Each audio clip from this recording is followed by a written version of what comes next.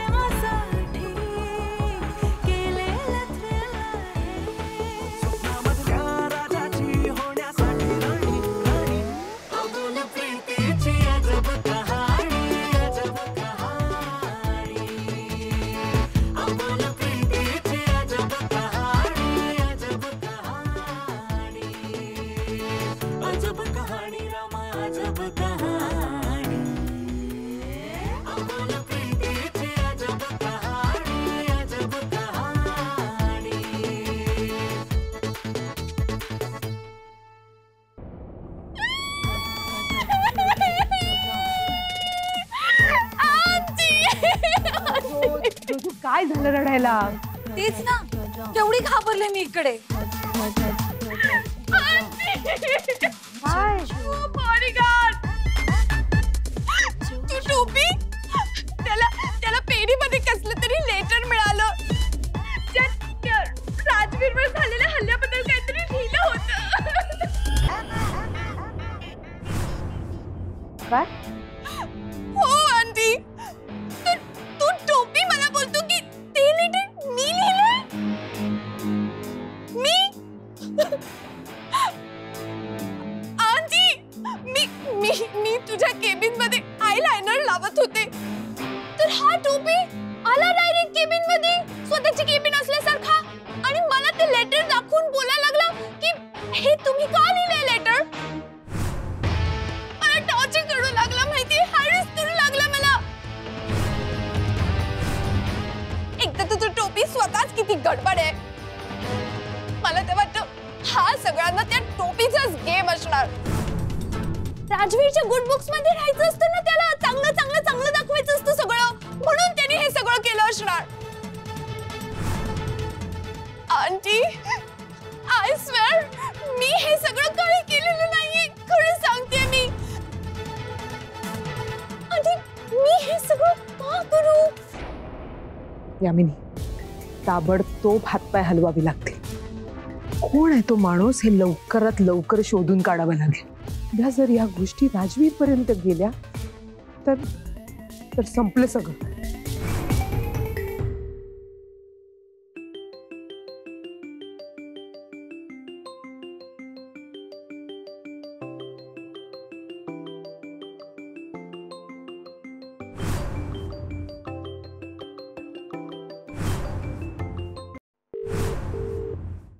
जोजो काही बोलली असेल का? फोन घेऊ की नको?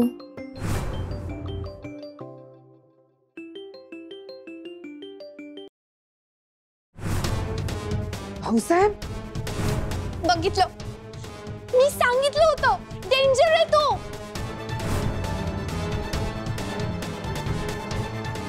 आता बरोबर फोन उचलत नाहीये ना तो. हे सगळं त्यानेच केलंय. लायर, खोटं बोलतो तो.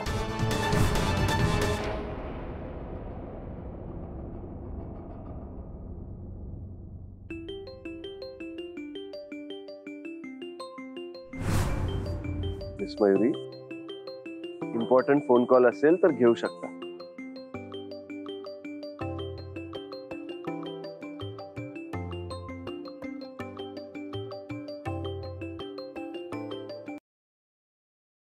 पुढल्या 15 मिनिटात बंगल्यावर ये. असशील तिथून, असशील तसा मला तू इथे पाहिजे.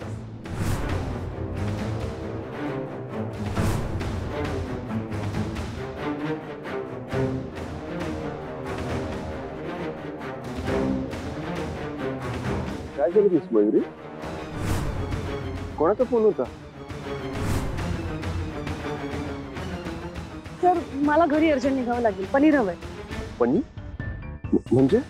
पनीर आत्याला पनीर हवंय. नाही नेलं तर ती गोंधळ घालेल. मी निघते. नाही मी निघते सर. मयुरी ऐका तर, मिस मयुरी अहो पनीर. मी सांगते ना तुला आंटी, हे सगळं त्या टोपीनेच केलंय. एक नंबरचा चालू आहे तो. त्याला काहीतरी कळलं असणार आंटी, म्हणून त्याने लेटर लिहिलं असणार. हा या खोटं बोलतायत मॅम.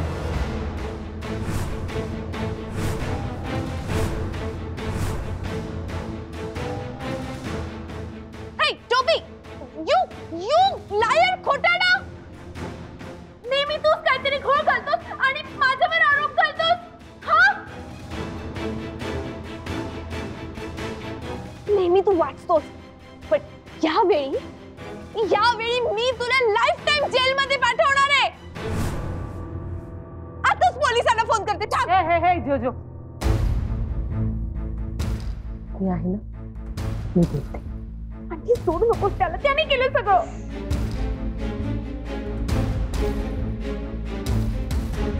तुला काय माहिती कशाबद्दल मॅम? नाही मॅम, मला काही माहित नाहीये. मला ते पत्र सापडलं होतं आणि त्याबद्दल. लेटर तुला कुठे सापडलं? तुमच्या कॅबिन मध्ये मॅम. कुठे? तुमच्या कॅबिन मध्ये. माझ्या केबिन मध्ये तू काय करत होतास?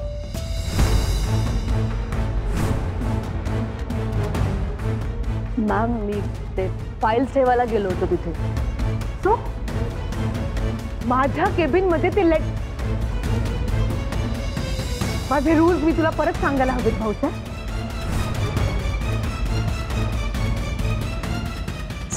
Sorry ma'am. बरं चल, या वेळेला तुला केलं माफ. पण मला सांग, त्या लेटर मध्ये काय लिहिलं होतं? हेच की राजवीर सरांवर ज्या माणसाने हल्ला केला त्याला धमकी दिली होती.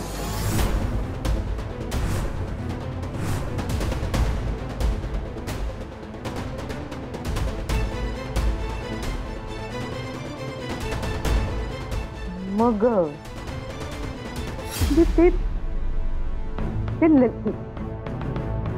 ते ते पत्र माझ्या केबिन मध्ये कसं आलं? भाऊसाहेब, माझ्या केबिन मध्ये ते पत्र कसं आलं? मॅम नक्कीच कोणीतरी ठेवलं असणार तिथे. कोणी ठेवलं?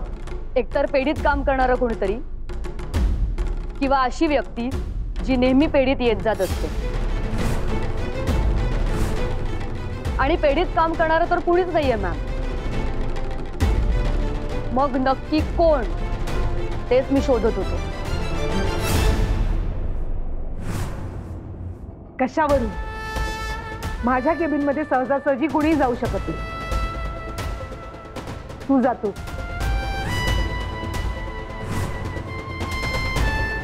तू ठेवलंयस का ते पत्र भाऊसाहेब? नाही मॅम.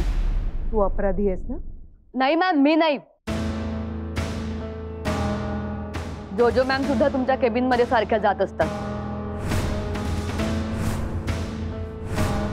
आणि मी त्यांना जाब विचारला, कारण मॅम त्या लेटर मधलं अक्षर आणि जोजो मॅमचं अक्षर एकदम सेम आहे.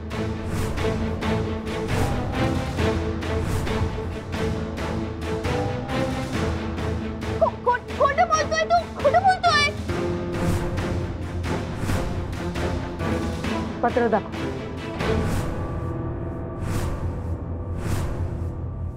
मॅम. काय मॅम? पत्र दाखव, बघायचंय मला. सर हे कामाबद्दलच आहे आणि खूप महत्वाचं आहे. या चिठ्ठीचं आता काय महत्वाचं आहे? पण सर,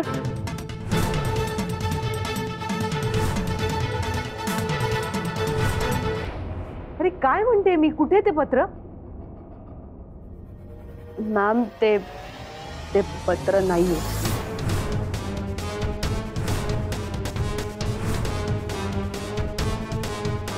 नाही नाहीये म्हणजे कुठे आहे ते पत्र? भाऊसाहेब मॅम ते गाडीवर असताना खिशातून चुकून पडलं आणि हरवलं.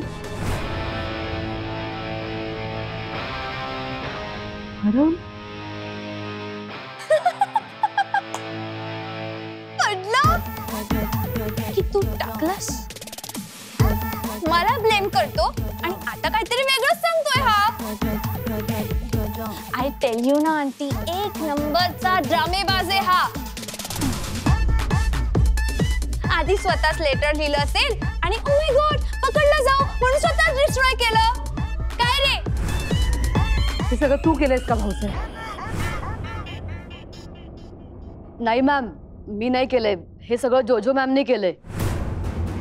लेटर दाखव ना. शो लेटर दाखव. मला खरं खरं सांग. मॅम, माझ्याकडे ते लेटर जर आता असतं तर मी तुम्हाला दाखवलं असतं. चुकून माझ्याकडून पडलं आणि ते हरवलं. पण मॅम, मला खात्री आहे मी तुम्हाला ते लेटर दाखवलं असतं, तुम्हाला माझ्यावर विश्वास बसला असता. पण आता कसा विश्वास ठेवायचा मी तुझ्यावर भाऊसाहेब? असा कसा रे तू? एक साधं पत्र सांभाळता येत नाही तुला? राजवीरला काय सांभाळणार आहेस? तुला माहिती किती इम्पॉर्टंट पत्र होतं ते, पुरावा होता तो महत्वाचा.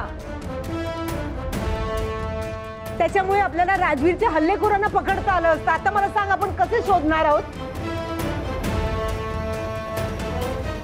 एक काम धड करता येत नाही आणि म्हणे मी बॉडीगार्ड. काहीतरी म्हणे पडलं, चुकून हरवलं. हे उत्तर आहे तुझं मला? ही महत्वाची चूक कशी करू शकतोस तू? ओ माय गॉड, वाचले मी. आता माझं स्मार्ट डोकं वापरून या टोपीलाच अडकवायला पाहिजे.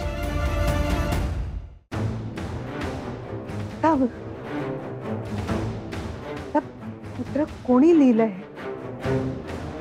हे आपल्याला कसं कळणार? तुझ्याशी बोलते मी भाऊसाहेब. आंटी, त्याला काय विचारतेस?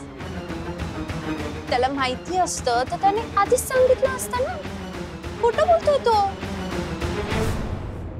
भाऊसाहेब, ही गोष्ट तू राजवीरला सांगितलीस? नाही मॅम, मी याबद्दल कोणालाच काही सांगितलं नाहीये. भाऊसाहेब, प्लीज प्लीज हे तू राजवीरला सांगू नकोस. अरे माझा राजवीर आत्ता एका मोठ्या आजारातून उठलाय. मला त्याची खूप काळजी वाटते.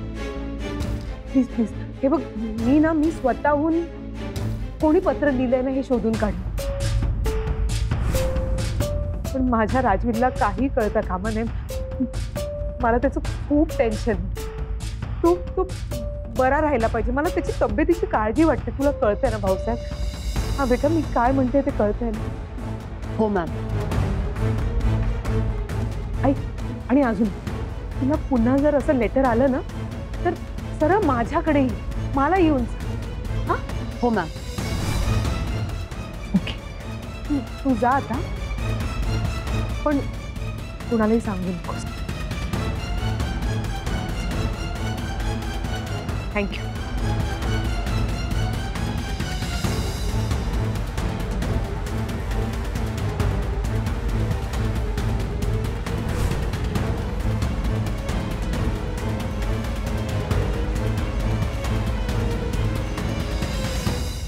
तुम्ही जा, मला एकांत हवं.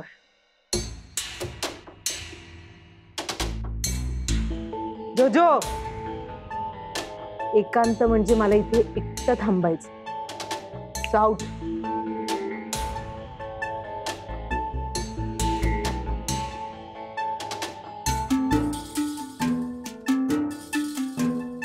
ताई, एक विचारू? बोल.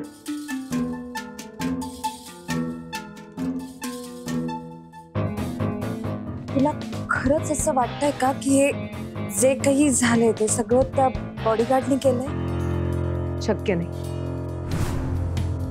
बघितलंच ना त्याच्याकडे मी, कसा आहे तो मेष पात्र. फुंकर मारली तरी उडून जाईल. तो असं काही करणार नाही. कधी संशय होता माझा त्याच्यावर, पण नाही. यामागे दुसरं कोणीतरी, आणि ते लवकरात लवकर शोधून काढावं लागेल.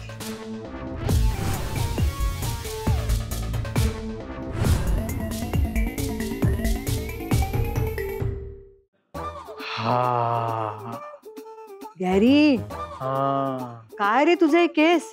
अरे कापत तरी जा. अरे आजी, ही आपली स्टाईल आहे ना. आपण तर बोलतो आपण केस कंध्यापर्यंत वाढवणार. अरे काय वेड्या वेड्या घालायचेत की काय? वाव, आज काय चंपी. हा ब्रो. ए आजी, मला पण चंपी कर. हे आजी, त्याला नको चंपी.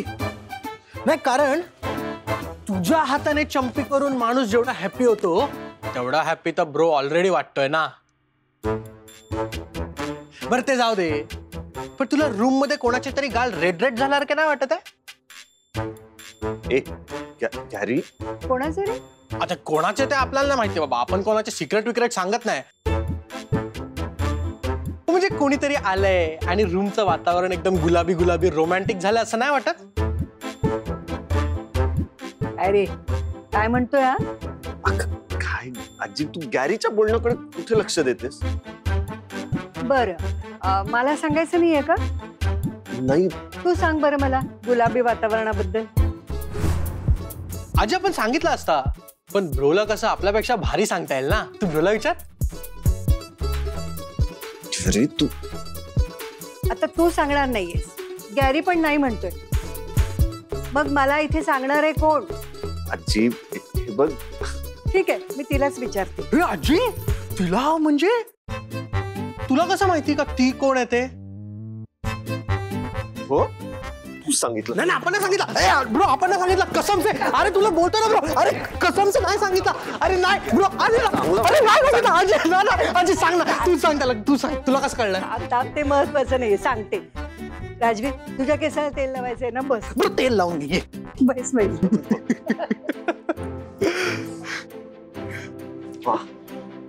हो, म्हणजे काही दिवसांनी डोक्याला तेल लावून देणारी येणार आहे, मग आजीला कोण विचारतोय?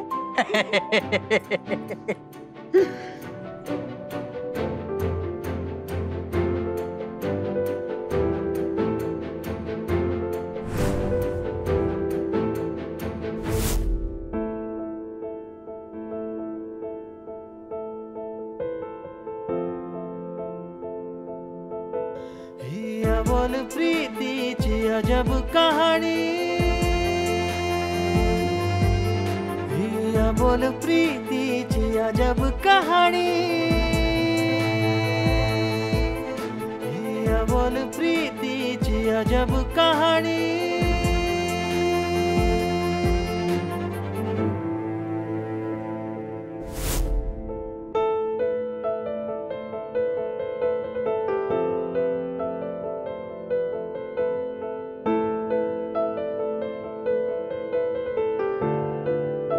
ब्रो, काय आलं तिकडे? काय बघतोय? आणि हसायला काय आलं? अरे हसू दे हसू दे, आता त्याचे हसण्याचे दिवस आहेत ना. आजी, गॅरी, काय माझी फिरकी घेताय तुम्ही?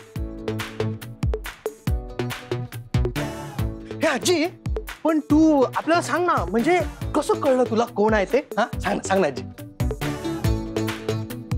अरे कळणारच ना, मी काय अशीच 70 वर्षाची झाली का? मी सुद्धा 25 वर्षाची होते. हे बघ, अशा गोष्टी ना प्रेमात पडलेल्या माणसाच्या नजरेत बरोबर दिसून येतात.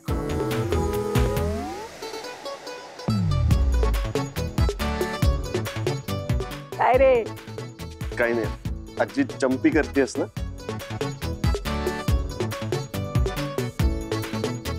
ये, काय करत असतोस? अरे आपण नजर बघतोय ना. अजब कहाणी, अजब